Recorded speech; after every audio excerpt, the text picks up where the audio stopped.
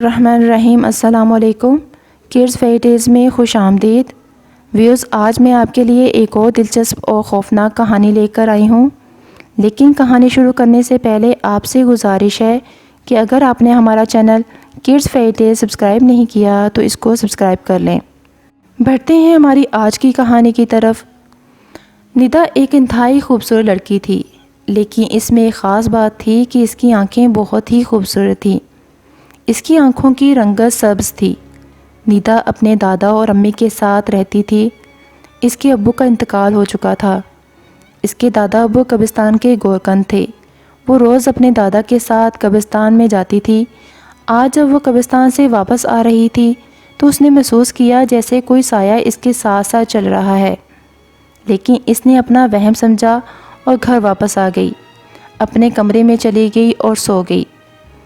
مغرب ٹائم اس کی امی نے جب اس کو اٹھایا، بیٹا اٹھو، مغرب کا وقت ہو گیا ہے، اس وقت نہیں سوتے۔ وہ اٹھ گئی اور ہاتھ منہ دھو کر باہر آ گئی۔ امی کے ساتھ رات کے کھانے کی تیاری کرنے لگی۔ کھانا کھا کر اس کی امی اپنے کمرے میں چلی گئی اور وہ باہر صحن میں آ گئی۔ وہ آسمان کی طرف دیکھنے لگی۔ اس نے پھر محسوس کیا کوئی سایہ اس کے قریب کھڑا ہے۔ اس نے ادھر ادھر دیکھا لیکن پھر بھی اس کو کچھ بھی نظر نہیں آیا، لیکن سنسناہٹ محسوس ہوئی۔ وہ خوف زدہ ہو گئی اور اپنے کمرے میں چلی گئی اور بیڈ پر بیٹھ گئی۔ اس نے پھر محسوس کیا وہ سایہ اس کے ساتھ اندر کمرے میں بھی آ گیا ہے۔ اس کے کمرے کا پردہ لہرا رہا تھا۔ اس نے ہمت کر کے پوچھا، تم کون ہو اور دکھائی کیوں نہیں دیتے؟ اس کے پاس دھواں سا بن گیا اور اس دھوئیں نے ایک انسانی شکل اختیار کر لی۔ وہ ایک بہت ہی خوبصورت نوجوان بن گیا۔ ندا نے جب اس لڑکے کو دیکھا تو خوف زدہ ہو گئی۔ اس لڑکے نے کہا، دیکھو، مجھ سے ڈرنے کی کوئی ضرورت نہیں ہے، میں تمہیں کوئی نقصان نہیں پہنچاؤں گا۔ ندا نے کہا، تم کون ہو؟ یہاں میرے پاس کیا کر رہے ہو؟ لڑکے نے کہا، میرا نام علی ہے اور میں جن ہوں۔ ایک دن تم اپنے دادا کے ساتھ قبرستان گئی تھی تو میں وہاں سے گزر رہا تھا۔ میں نے جب تمہیں دیکھا تو تمہارے پاس آیا اور جب تمہیں نزدیک سے دیکھا تو تمہاری خوبصورت آنکھوں میں کھو گیا۔ تمہاری آنکھیں بہت ہی نشیلی ہیں اور میں تم پر اس وقت ہی فدا ہو گیا۔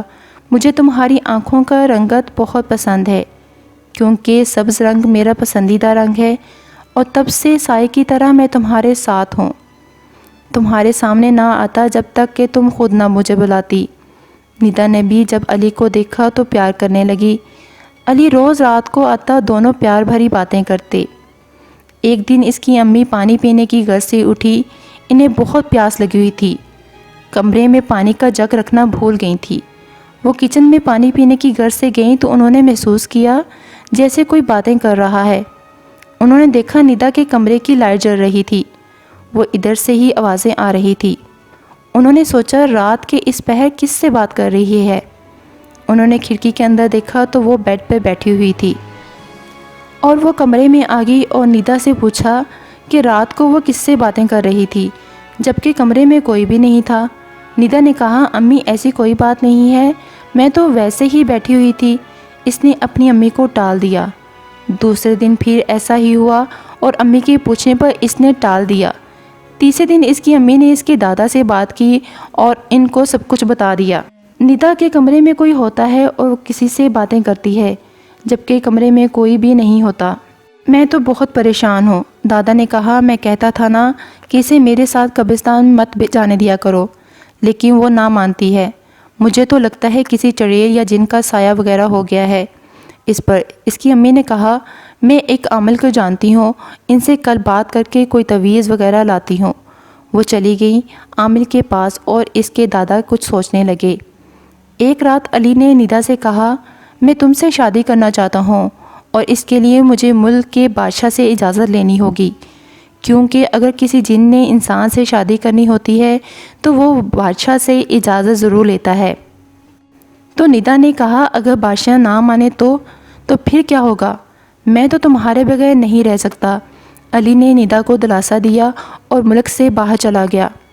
اب ندا سارا دن پریشان رہتی۔ اس کا کسی کام میں دل نہیں لگتا تھا۔ وہ سوچتی اگر بادشاہ نہ مانا تو پھر کیا ہوگا؟ اس کی چاہت دیکھ کر اس کی امی اور دادا بھی پریشان ہو گئے۔ اس کی امی روز کوئی نہ کوئی تعویذ لاتی اور اس کو کہتی گلے میں ڈال لے، لیکن وہ امی کے سامنے ہتھیار ڈال دیتی مگر بعد میں اتار دیتی۔ 5 دن بعد علی واپس آیا تو وہ بہت پریشان تھا۔ اس کی حالت دیکھ کر ندا بھی پریشان ہوگی۔ اس کی حالت بہت ہی خراب تھی، جیسے صدیوں سے بیمار ہو۔ اس کی اس حالت کو دیکھ کر ندا تڑپ سی گئی اور پوچھا کیا ہوا ہے؟ علی نے بتایا جب میں گیا تو امی سے بات ہوئی تمہارے بارے میں، کیونکہ میری صرف امی ہی ہے اور کوئی نہیں ہے۔ پہلے تو وہ نہ مانی، پھر میں نے ان سے کہا کہ اگر مجھے وہ نہ ملی تو میں مر جاؤں گا۔ پھر وہ بادشاہ کے پاس گئیں۔ جب بادشاہ کو سب کچھ بتایا تو پاس ہی ان کی بیٹھی بیٹی جو علی سے بہت پیار کرتی تھی، اس سے شادی کرنا چاہتی تھی، اسے جب سب سنا تو وہ غصے سے کھڑی ہوگی اور کہنے لگی ایسا کبھی نہیں ہو سکتا، علی میرا ہے، صرف میرا ہی رہے گا اور میں ہی اس سے شادی کروں گی۔ اگر ایسا نہ ہوا تو بابا جان لیں آپ میرا مرا منہ دیکھیں گے۔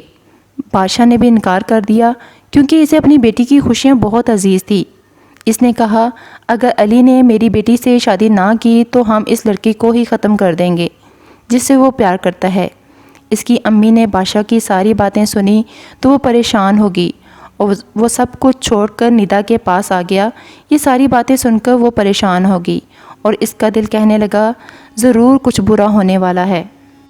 تھوڑی دیر بعد وہ باتیں کر رہے تھے کہ ان کے پاس دھواں پھیل گیا اور پھر اس دھوئیں نے ایک لڑکی کی شکل اختیار کر لی۔ وہ دھواں بادشاہ کی بیٹی نادیہ کا تھا۔ وہ بہت ہی غصے میں تھی۔ اس نے ندا سے کہا علی کو چھوڑ دو ورنہ میں تمہیں ختم کر دوں گی، مگر ندا نے انکار کر دیا اور پھر دونوں نے ایک دوسرے کو ختم کرنے کی ٹھان لی۔ اور جب ندا نے انکار کیا تو وہ پھر علی نے کہا نادیہ تم ندا کو کچھ نہیں کہو گی، وہ میرا پیار ہے اور میں اس کی بے عزتی کسی بھی حال میں برداشت نہیں کر سکتا۔ پھر علی کو بھی بہت غصہ آیا نادیہ پر۔ اس نے نادیہ کو چلے جانے کا کہا مگر وہ کسی بھی صورت میں علی کے بغیر نہیں جا سکتی تھی۔ اس نے انکار کر دیا، کہا علی میں آپ کو لیے بغیر کبھی نہیں جاؤں گی، میں تم سے پیار کرتی ہوں، شادی بھی تم سے ہی کروں گی، اس انسان کی بچی کو چھوڑو اور میرے ساتھ چلو، میں کسی اور کا ہونے نہیں دے سکتی تمہیں۔ ندا بہت پریشان تھی۔ علی نے ندا کو حوصلہ دیا اور کہا مجھے کچھ نہیں ہوگا اور نہ ہی یہ چڑیل کی بچی تیرا کچھ بگاڑ سکتی ہے، میں تیرے ساتھ ہوں۔ یہ سن کر ندا کو کچھ سکون ملا، مگر جنگ ابھی ختم نہیں ہوئی تھی۔ نادیہ نے آگے بڑھ کر ندا پر وار کر دیا مگر آگے علی آ گیا اور ندا کی جان بچ گئی، مگر علی نے ندا کے لیے اپنی جان دے دی۔ علی کی ایک چیخ نکلی اور وہ ایک دھواں بن کر اڑ گیا۔ اس کے اڑنے کی دیر تھی کہ نادیہ نے اپنی جان بھی ختم کر دی اور وہ ایک دھوئیں میں شامل ہو کر وہ بھی غائب ہوگی۔ یہ سب دیکھ کر ندا بے ہوش ہوگی۔ جب ہوش آیا تو ہاسپٹل میں تھی۔ اس کی امی اور دادا رو رہے تھے۔ پھر ندا نے اپنی امی سے پوچھا امی علی کہاں ہے؟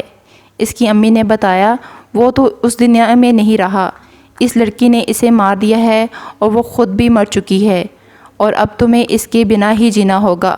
پھر ندا نے ایک ٹھنڈی سانس بھری اور اپنی ماں کے ساتھ لگ کر بہت روئی۔ اسی طرح اس کی امی نے سکون کا سانس لیا اور اپنی بیٹی کو لے کر گھر آ گئی۔